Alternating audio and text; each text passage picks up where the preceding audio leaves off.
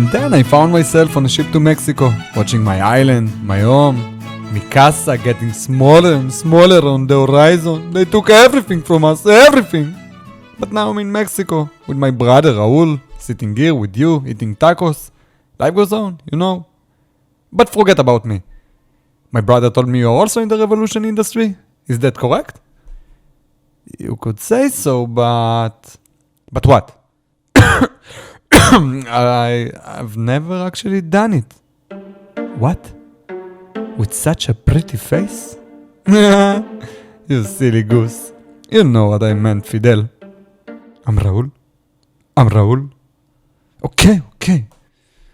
Ernesto, would you like to do it for the first time with me? Yes. I thought you'd never ask. Wait, we're talking about a revolution, right? Revolution! Cuba, the jewel of the Caribbean, the island of sunshine and salsa. For centuries, a playground for pirates, sugar barons, and the occasional foreign power looking for a piece of this tropical paradise. But beneath the surface, not everything was as sunny as it seemed. In the 1950s, Cuba under Batista's dictatorship was a country where the rich were living the American dream, drinking mojito in Havana's shiny casinos and dancing to the cha-cha-cha. Unfortunately, the vast majority of Cubans were not invited to the party. Poverty, inequality, and political repression were more welcome than ever. So forgive me for the spoiler, but in short, this ultimately sparked a revolution in which its leadership is still holding power up to our current days of 2024.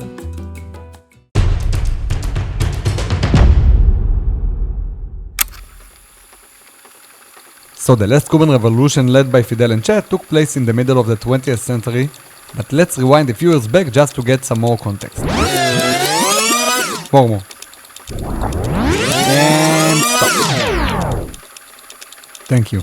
In 1492, Christopher Columbus discovers America by landing on the island of Cuba on his famous journey to India. You see guys, the world is round. Welcome to India. What a nice fruit. Yummy.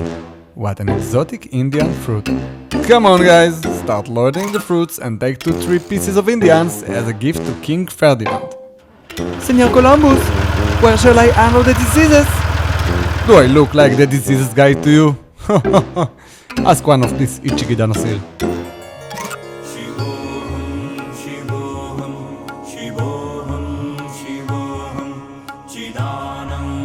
I think you should like this fruit. No, this is how they take it. So the Spanish started to spread all over the Americas, and in the year of 1511 they nominated Diego Velázquez de Cellar to be the first governor of Cuba, officially making it a Spanish colony. Now the next 400 years are less relevant to our story, so let's just quickly take the most important parts.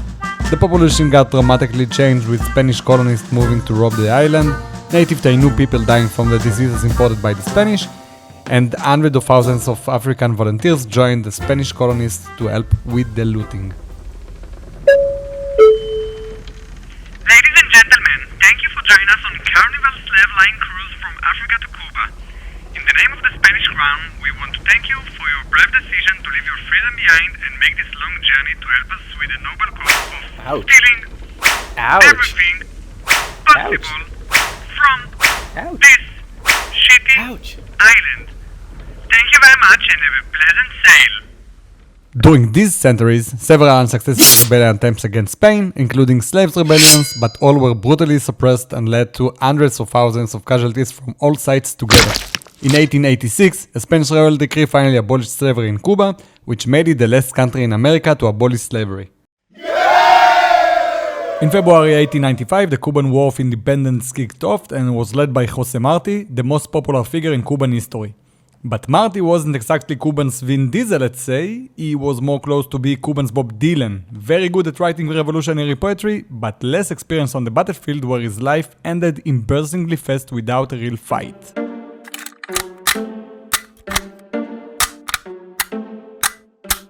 Ouch!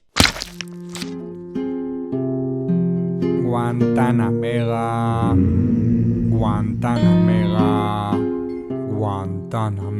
So Jose Marti was killed, and this caused even more Cubans to join the rebels. The Spanish started to lose grip, and they sent their coolest matador, General Valeriano Wheeler, to crush the growing rebellion. His strategy was simple and brutal. He moved the rural population into the big cities and burned their villages to the ground. By that, he cut off the support base of the guerrilla rebels that used to hide there. This transfer to overcrowded city obviously caused a severe humanitarian crisis. There was death everywhere, on the streets and even in concentration camps. The rebels, understanding they must get international support, started to smuggle atrocities evidence to the US. The American press distributed the horror and fueled the anti-Spanish sentiment. This forced President McKinley to step in and set an ultimatum to Spain. Release Cuba or face American intervention. As show force, McKinley sent the USS Maine to Havana port in January 1898 with the poor excuse of protecting US interest. Yeah, sure. On February 15, this huge war machine landed on the port of Havana, and in the same evening, a mysterious explosion tore the ship into two. 261 crew members are dead, and the Americans left with no other choice than war. And there you have it. After 2 years of the American press pushing into war, they blamed Spain and demanded war more loudly. Good morning, America! Today will be patriotic loudly, and Spain is guilty. And so, on April 21st, 1889, the American Congress declared war on Spain in what would later turn out to be only the second most crucial historical event of those very specific 24 hours.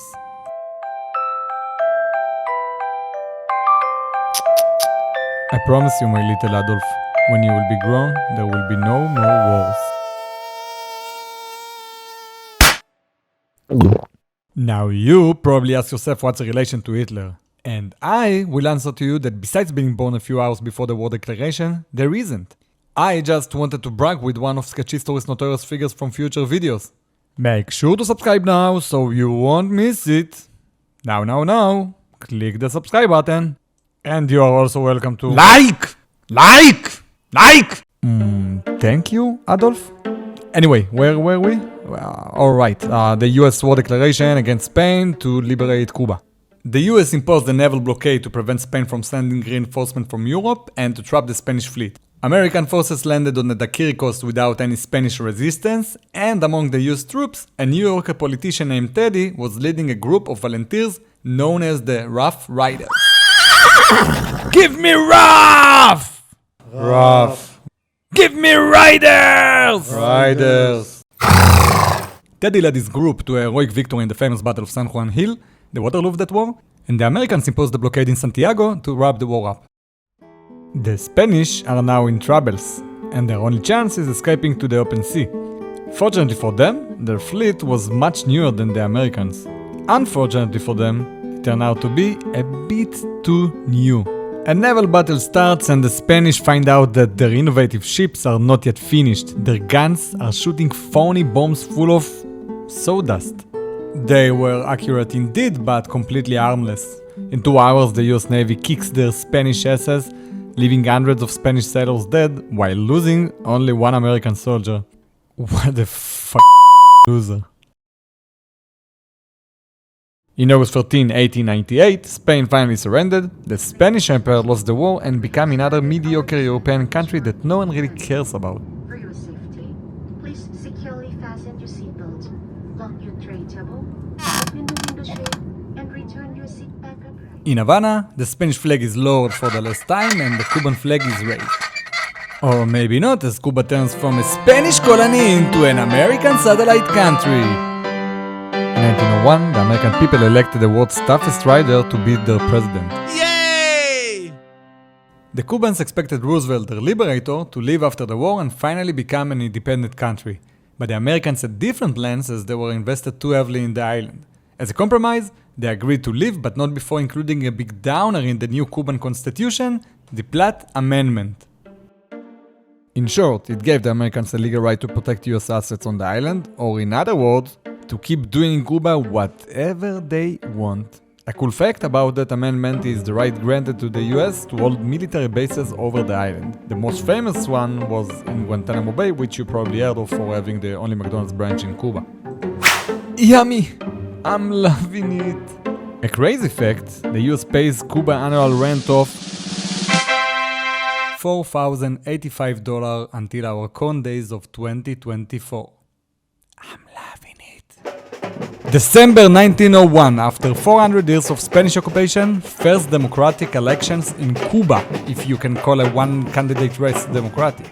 A Cuban exile from Miami is winning with 75% of the votes and returns to Cuba to start a new era, an era of rapidly changing puppet presidents.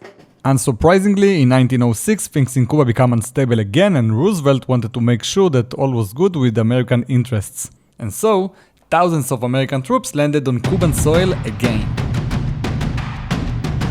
No, don't worry, because this invasion is legally brought to you by the Platt Amendment. But the army didn't come alone. American businessmen jumped in as well, and in the next decades they took control of the Cuban economy, corrupted the country, and pushed more people into poverty and oppression. Fast forward to 1930, protests, riots, another rebellion, this time against President Gerardo Machado. Despite being a successful popular president once, Machado is now becoming a brutal dictator ruling by force under a martial law. Simple soldiers started to join the rebels, and the generals gently forced him to escape to the US. The generals ran the country themselves and continued their brutal try to oppress the rebellion. Protest leaders were arrested and brought to trial in Havana's military court. The trials were the central stage to deliver the protest arguments and claims, and there, Cuba's new indisputable leader who will rule the country for years to come was born. Mazel tov. Silence in the court! I'm standing here today, speaking in the name of the Cuban people.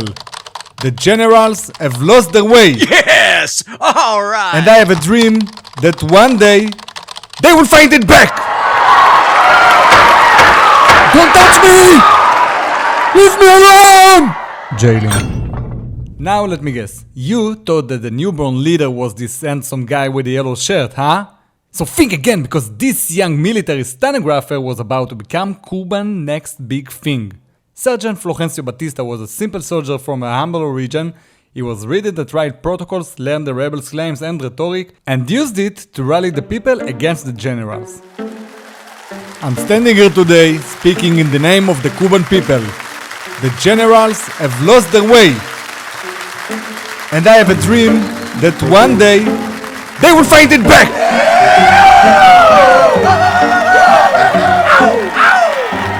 Don't touch me! Leave me alone!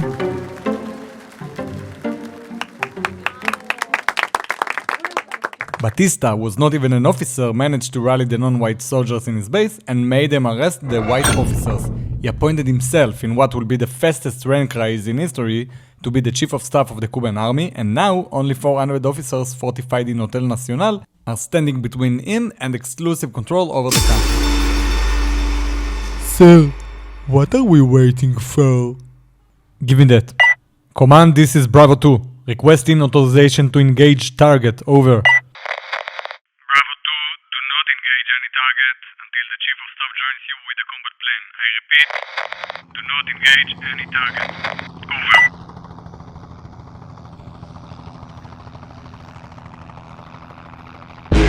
I bet on myself. Yeah, I bet on myself. Binoculars. Yeah, I bet on myself. Yeah, I bet on myself. So Batista took power and eliminated any possible opposition. Now he was free to run the country through the Chief of Staff office. He nominated a series of puppet presidents and replaced them anytime he wanted, or anytime the Americans did. He gained tremendous popularity due to a series of social reforms, and the best part, he signed a new relation treaty with the US, abolishing the Platt Amendment and made Cuba Libre for the very first time. Chief of Staff Office, how may I help you? Hello, ma'am. Franklin Dees here. May I speak with General Batista, please? I'm afraid not. He's in a meeting with the Soviet ambassador. Shall I take a note?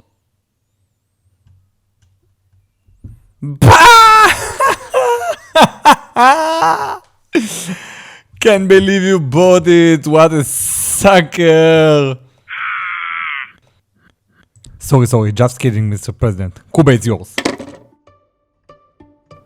In 1940, Batista, tired of being the military big boss, decides to run for president.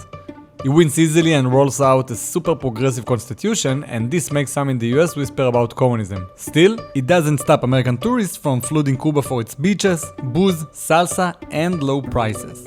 And who else loves the good life? That's right, the mafia. Starting with smuggling booze during the prohibition, they are now all in, washing their dirty money through fancy hotels and casinos. Meanwhile, American companies turned Cuba into an unofficial US state. Celebs like Ernest Hemingway and mobster Meir Lansky even moved there. Hemingway gets inspired for a Nobel-winning book, and Lansky, well, he helps Batista to get rich and corrupt. In 1944, after achieving all his goals and a lot of money, Batista was like, where can I find the most beautiful butts? Florida! And so he retired and moved to live the life that none of us losers can even dream of. But after 8 years in Florida, Batista was suddenly like, butts are so overrated. So he decided to return and run for president again. I want you to look carefully at these dirty laundry pipes before I get to ask the best question ever. Is it gay? The whites are the cake! The whites are the cake! You've gotta find a job. This time, forecasts predict a loss, so he does what any normative candidate would do, a military coup. He becomes a brutal dictator, cancelling the constitution that the democratic version of himself formulated, and turning Cuba into a police state where policemen throw bodies from cars to terrorize the people. In the meantime, a young nudging lawyer files a suit against the coup, but the non-biased court rejects him. Riot starts again, and the stage is finally set for the reason you click to watch this video, the Cuban Revolution. Fidel Castro was disappointed about his failure at Havana's court and started to think that such old-fashioned legal ways might be less effective when we try to overthrow a dictator. Shocking. In 1953, Castro, only 26 years old, gathered a group of around 150 rebels who were willing to gear up their militancy and fight to get rid of Batista. Moncada Barracks in Santiago was the second largest military base in Cuba, and Castro believed that taking control of this base together with its weapons would be the key to a successful armed revolution. But the problem with the Moncada military base was that it was a military base with soldiers and stuff. This place was full of trained and well-armed soldiers, suppressing Castro's gains in numbers and ammunition, but Castro, sly as a fox, set the attack to July 26 when a big festival was planned in Santiago. Guys, it's going to be a piece of cake. They are all drunk. It would be so easy. It was genius to come at this day of the festival. You wanna add something, Raul? I'm Raul.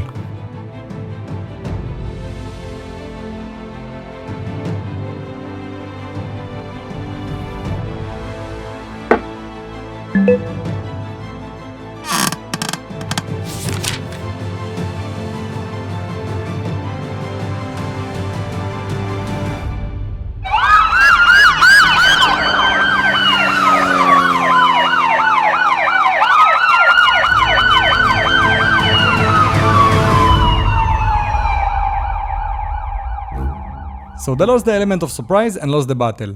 19 soldiers and 6 rebels were killed before the rebels surrendered in what became another failure of Castro. In the next hours, the army caught all the rebels and executed dozens of them on the spot.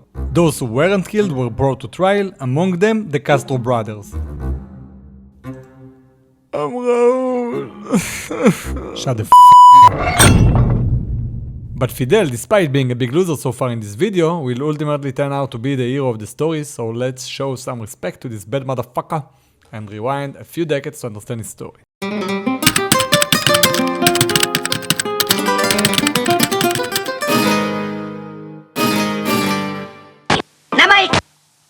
the next poor Spanish boy to join the army in Cuba, from rural Galicia, Angel Castro! Don't worry, my love. I will be waiting for you. Damn it!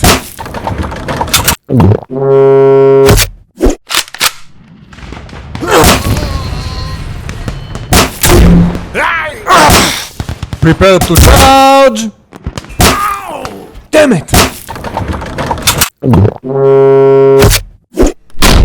Honey, I'm home. Honey? Damn it!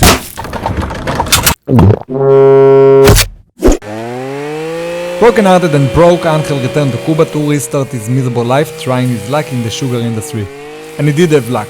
In a few years, from a lonely immigrant, he becomes a super wealthy family guy who owns lands and properties and employs hundreds of less fortunate Cubans. Among them, Lina Rus, a cook, a mistress, and the mother of Fidel and Raul. Marrying the maid was not an option then, so the Castro brothers grew up in the workers' residence, surrounded by the low-class people of Cuba that work for the rich father. They couldn't even use the name Castro in their youth. This way of living with the poor made them sensitive to the common people, what increased their sense of justice. And Little Red never disobeyed her mother again. Good night, kids. Mwah. Mwah. Another story. No, kids, it's too late, and there are some people here that need to wake up early in the morning. Thank God. Back to 1953, the brothers and their friends were sent to jail for periods of 10 to 15 years. As a lawyer, Fidel chose to represent himself, and parts of his speeches leaked and made him a legend among many. We don't know if it was his speeches that caused the judges not to sentence him to death, but we do know that this lucky bastard was married to Mirta, whose father was a minister in Batista's cabinet. So think whatever you want, I don't really care. After only 18 months, on May 55, on Mother's Day, Batista made his biggest mistake and released the Rebels group as a gesture to the mothers of Cuba. No, he's with us. Ah, okay. I'm with them too. Mama, I killed a man. The brothers left to Mexico to rearrange the rebellion movement. On July 26, the 2 years anniversary of their lame attack on the Moncada Barracks, they decided to name it after that date, the 26th of July movement. Fidel, look what great names we invented for you. You only need to pick one. Good boy, Benjamin. Good boy. I will pick this one. In Mexico, they connected with other Cuban exiles and also with a young Marxist from Argentina, which was also a BMF that worth showing some respect to, so let's rewind again. In the city of Rosario in Argentina, a baby was born. But this was not just another baby, it was one that will make a huge impact and will never be forgotten, with people around the world wearing his shirts for decades ahead. No, my bad, sorry, this should be about only the second most important baby from Rosario, Ernesto Rafael Guevara de la Serna, aka Che Guevara. First out of 5 siblings to a bohemian intellectual family, Che was absorbing Marxism from youth. Must tell you, Annie, the news by Marx is a real masterpiece. Mommy, can I come in? I'm not sure it really makes me healthier. 5 minutes, Carino. You don't want to miss the storm, right? Trust me, you'll thank me later. He never thanked her for this. Anyway, after taking care of his dying grandmother, he decided to stop his engineering studies and sign for medicine instead, and was specialized in allergy to honor his mother. In 1951, at 23 years old, he took his motorcycle and went to a long journey across South America, which would strengthen his political views and change the course of his life.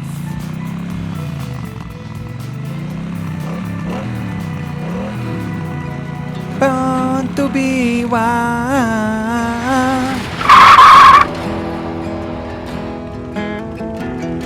Hey, why are you wearing those expensive Ray-Bans? You do know you are backing the same capitalism that keeps us down, right? It's not about the style, it's about the system. We should challenge it, not pop it up with fancy brands, okay?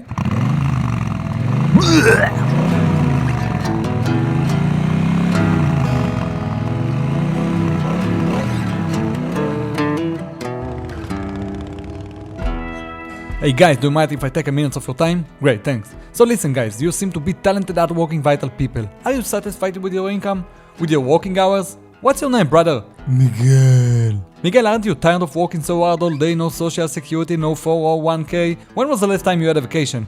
Vacation. And what's your name? Miguel. Miguel, when was the last time you had a vacation? Vacation. You see? I rest my case. Listen guys, I'm reading Marx right now. It speaks exactly about people like yourself. You need to read this. You need to unite. Workers of the world. Unite, unite, unite. I will just put it here and you will take me later. Adios!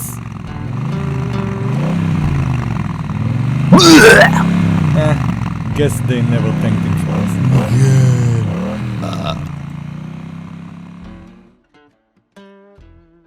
Ernesto, would you like to do it for the first time with me? Yes, I thought you'd never ask. Wait, we're talking about a revolution, right? Revolution! Sorry.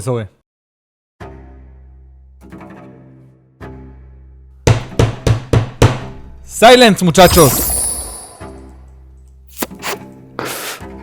Shh! I'm Raul! But we are silent, Raul. Right. Well, I just returned from Miami after raising money from fat rich Cuban exiles. How fat are they? I'm Raul. According to the plan, with this money we bought a beautiful ship that will take us back home. I'm Raul. And now, there are only 4 simple stages between us to liberate Cuba. First, military training.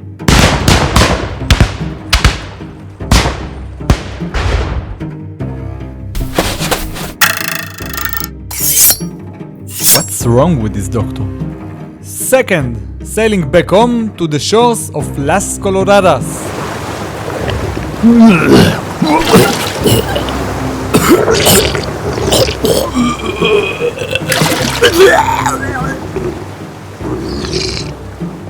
Third, join other rebels that are waiting for us on the shore.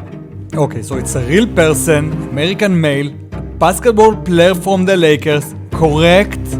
Yes, this time I'm sure. 17 questions, 3 more to go. People consider him to be the greatest Laker of all time? Yes. I think I'm there. He has 5 rings, right? Yes. Is he still alive? Yes. Magic Johnson? No. Kobe died in a helicopter crash. Kobe died on a helicopter crash? Sick of it. Stupid game. Let's go on. They won't come anyway. And last but not least, defeat Batista and seize power.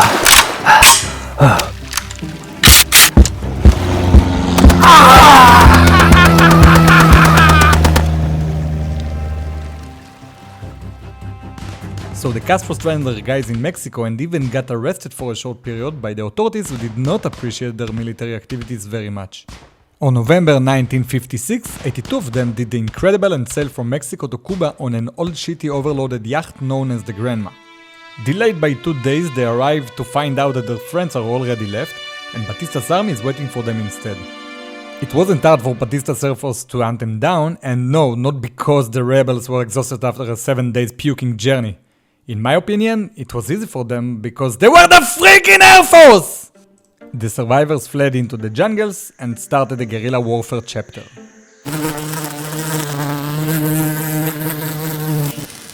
Okay guys, listen up. First thing, I want all of us to thank Guillermo for this delicious bed soup.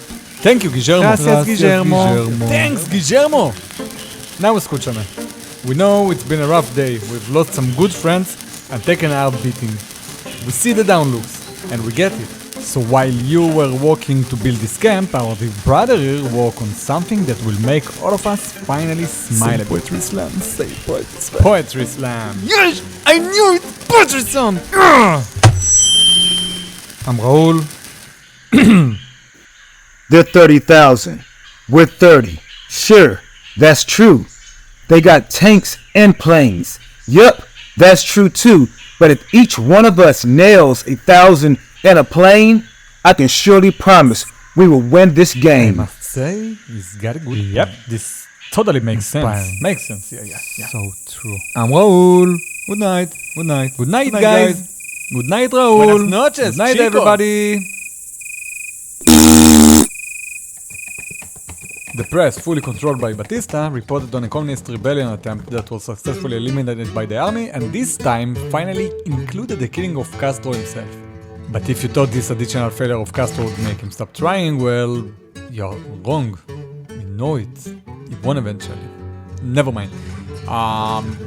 Fidel Castro, the eternal loser, was clever enough to understand that traditional guerrilla warfare is doomed to fail, considering the ridiculous numbers of a few dozen rebels, so he and Che are now mastering one of Batista's best weapons, propaganda. From the jungles of Sierra Maestra in East Cuba, Fidel was responsible for brainwashing the US public opinion to stop the American support in Batista, while Che Guevara was responsible for the internal propaganda to increase the people's support and the recruiting rates. He took advantage of the island's innovative radio infrastructure and founded the formal pirate radio station of the 26th of July movement, Radio Rebelde. Let's start with the most difficult question. Rumors say you are only a few dozen rebels. How many are you actually? I won't lie to you, Herbert.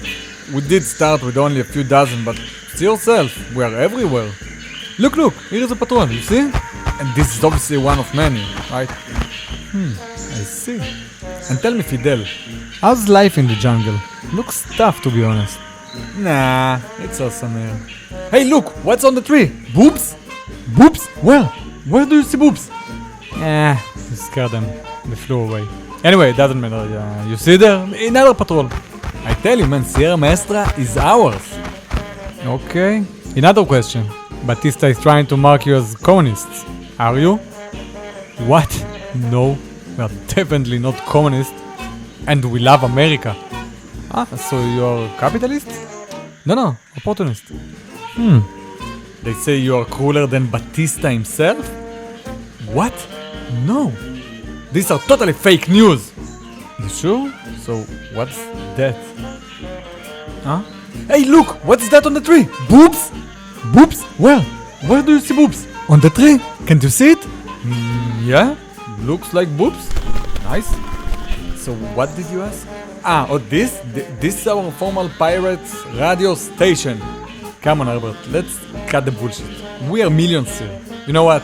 At least thousands, right?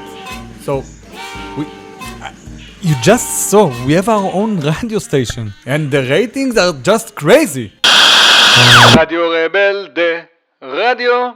Buenos dias and thank you for joining us on Radio Rebelde. I'm your friend and host Che, and today we have a special guest, a colonel, a father, and a war prisoner, Colonel Juan Aymar Saviola! Hola Che, ¿cómo estás? Good to be with you as always. Good to be here. Thank you. So tell me, Juan, what brings you to us, buddy? Actually, it was Guillermo. He caught me patrolling around while picking bats for his soup. Oh, bat soup on the menu tonight. Guillermo knows he better serve it alive to Che. Dunking it myself into the soup while it's still gasping, looking into the ore in its tiny little eyes. Oh, what an experience. Todo bien, Che? Yeah, sure. Tell me, Juan, is there anything you need? The guys are treating you well? Well, to be honest, I couldn't ask for more. It's like a 5-star hotel here, and no wonder you have already captured like 10,000 soldiers or something like this. I bet many got captured on purpose. Thank you for your kind words, Juan. Alright, before we wrap it up, it's time for the big question we ask every guest. Who will come out on top? The army or the rebels? Listen, Che, to be honest, you have won every encounter so far. You are much more than only 128 persons. You recruit new rebels every day. Looks like it's you guys, but never mind me, small Cuban colonel. Who are you betting on, Dr. Guevara?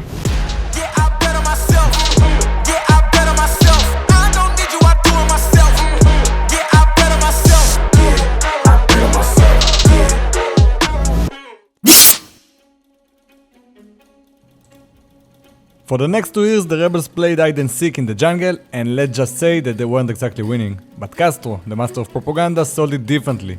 He turned the rebels' mediocre achievements into epic victories on the radio, while helping to recruit more and more rebels. By the end of 1958, the rebels counted almost 1,000 men, and Castro was ready to go all in.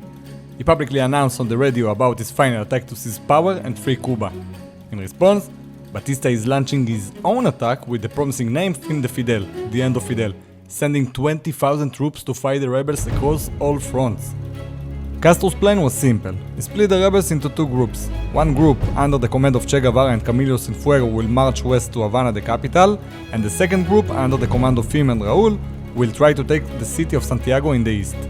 On the west front, Cienfuegos and Che recorded notable achievements, leading with the takeover of an arms train in the city of Santa Clara, while in the east, the Castro Brothers kept their tradition of not being that good in fighting, but despite the heavy losses, they reported about another great victory and tried to take Santiago again. Military speaking, the attacks weren't a big deal and didn't really decide the battle. But after 2 years of non-stop propaganda, mind games and tough guerrilla fighting, this small attack was just what was needed to stir up the streets and shake things up in Cuba. On New Year's Eve 1959, Batista completely lost his grip on the streets and even the Americans had enough of him, so they made him leave Cuba with his family and a modest compensation package of $300 million. The Americans didn't bother to appoint a successor, and everyone expected a fierce succession battle led by top military and police officials. However, surprisingly, no available general was found to take the lead, which obviously made the army stop fighting the rebels because why? What reason they had to fight? And so, 5 years after the humiliating defeat at Moncada, after an heroic journey marked by ups and downs and unyielding determination, on January 9, 1959, met with no resistance, Fidel and his team walked to the sound of the cheering crowds into the capital Havana, completing their epic life's mission, the Cuban Revolution.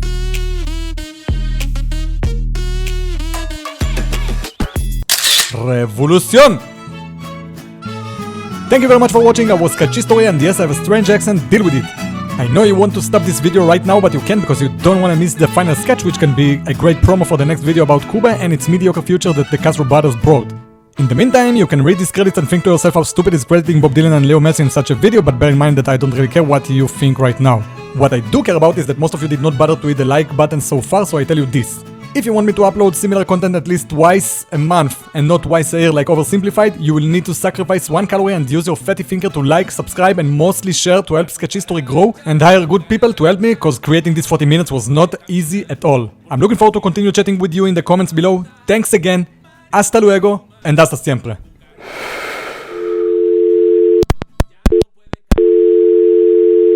Cuba's dictator office, how may I help you? Hello, ma'am. JFK is here. May I speak with Prime Minister Castro, please? I'm afraid not. He's in a meeting with the Soviet ambassador. Shall I take a note?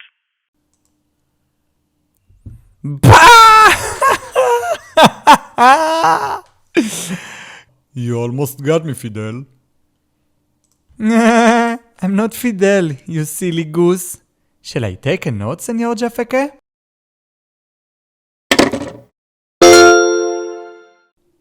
What the fuck?